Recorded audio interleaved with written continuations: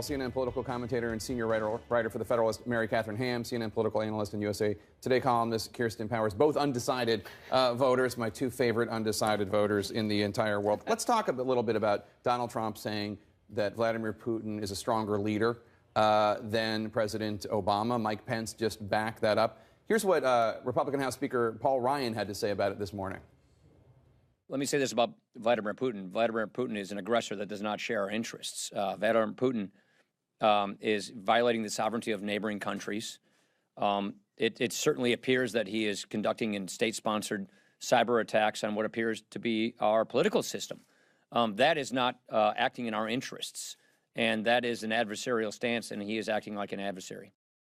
Stuart Stevens, the former chief strategist for Mitt Romney's 2012 campaign, said of what Mr. Trump said, if in 2008 Senator Barack Obama had praised Putin as a better president than the American president, Republicans would have demanded he quit the race. What do you make of this? Yes, their heads would have exploded. And look, I think Pence's line is, look, he's saying he's a better advocate for his country on the world stage than Obama has been for our country. Still, you need to stipulate that, he kills journalists to be an advocate for his programs in his own country, and maybe that's not what we're advocating here. And this is a pattern with Trump, who has expressed admiration for Putin in the past and has a tendency to be a little bit authoritarian in his ideas for how he wants to lead the country. So you don't want to be complimentary of Putin. You want to stay away from that. What do you make of it, Kirsten? Yeah, well, I think that the most concerning issue with Trump, and there are many things to be concerned about, is this authoritarian bent and the fact that he praises authoritarianism. So when you talk about, his great poll numbers, as if there are real poll numbers in Russia, or,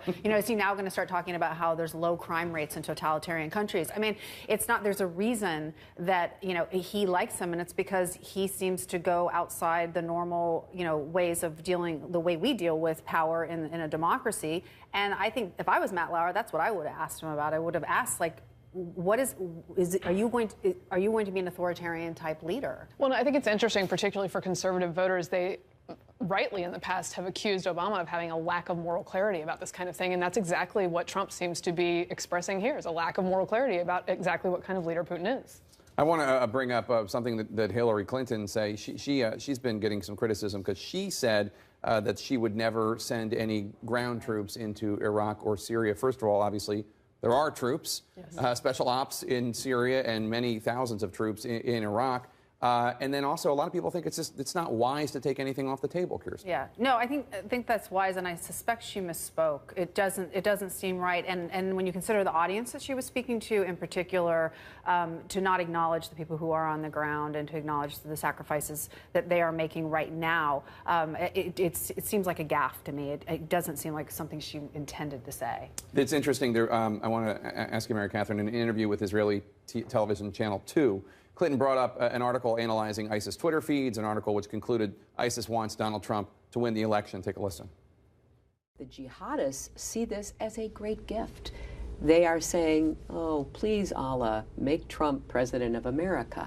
Mm-hmm. So I'm not interested in giving aid and comfort to their evil ambitions. Mm-hmm. I want to defeat them. I want to end their reign of terror. Now, that's a Clinton talking point for a while, and there are people in counterterrorism who say it's true. What do you make of the invocation of Allah? Well, I think the Allah line would certainly, in the hands of any Republican, be considered a microaggression, if not a macroaggression, culturally. But look, I think both of, I think you're right to say, like, she's made this very definitive statement about never having troops in Iraq. That's where ISIS is for the most part. And it's very definitive, and it ignores the people who are on the ground. When you're in this room of people who sacrificed in Iraq, who gave all in Iraq, these are, Gold Star families and veterans, many of whom have friends there probably now.